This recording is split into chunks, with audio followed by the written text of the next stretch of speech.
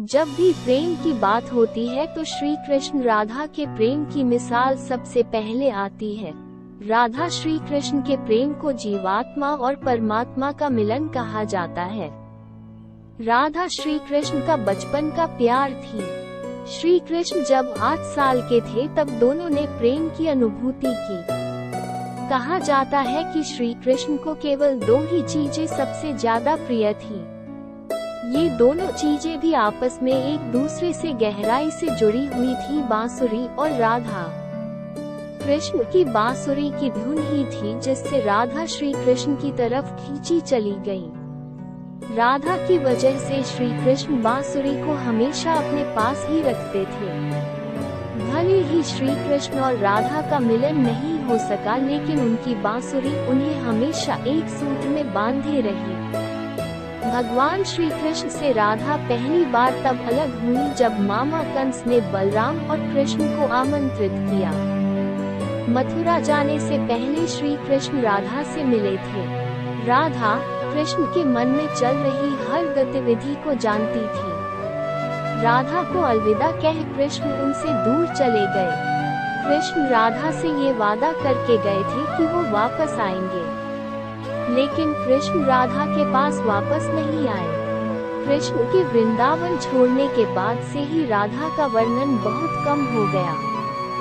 राधा और कृष्ण जब आखिरी बार मिले थे तो राधा ने कृष्ण से कहा था कि भले ही वो उनसे दूर जा रहे हैं, लेकिन मन से कृष्ण हमेशा उनके साथ ही रहेंगे।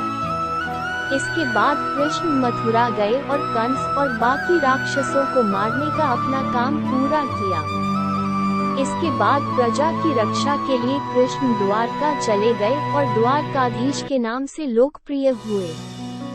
जब राधा के माता पिता ने राधा को भगवान कृष्ण के वियोग में देखा तो राधा के माता पिता ने राधा जी की शादी जबरदस्ती किसी और से करवा दी।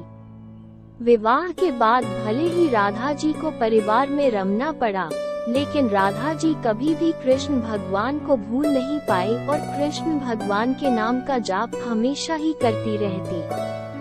जब राधा जी का वियोग अपने चरम पर पहुंचा तो एक बार राधा रानी अपने घर से भागकर द्वारका नगरी जा पहुंची और जैसे ही कृष्ण भगवान ने राधा जी को द्वारका नगरी में देखा तो दोनों आनंदित हो उठे। राधा जी को कान्हा की नगरी द्वारका में कोई नहीं पहचानता था। राधा के अनुरोध पर कृष्ण ने उन्हें महल में एक देविका के रूप में नियुक्त किया। राधा रानी महल के कार्यों को देखने लगी और राधा जी कृष्ण भगवान के दर्शन करके ही खुश रहने लगी। राधा जी कृष्ण भगवान के दर्शन सालों साल करती रही, लेकिन अचानक से उनके मन में कृष्ण भगवान से बिछड़ने का दुहक फिर से उमड़ने लगा। इसी के साथ राधा जी की उम्र भी बढ़ती जा रही थी और भगवान श्री कृष्ण के दूर होने का भी। एक रात यही डर उनके ऊपर इतना हावी हुआ कि वो अचानक से रात के अंधेरे में एक अनजान रास्ते पर निकल पड़ी और राधा रानी को अपनी मृत्यु करीब दिखने लगी तो वो कृष्ण भगवान को याद करने लगी। भगवान श्री कृष्ण को राधा जी की आवाज आई और वो राधा जी के सामने आ गए। जब कृष्ण भगवान राधा जी के सामने आए तो राधा जी ने कृष्ण भगवान से बांसुरी बजाने की प्रार्थना की।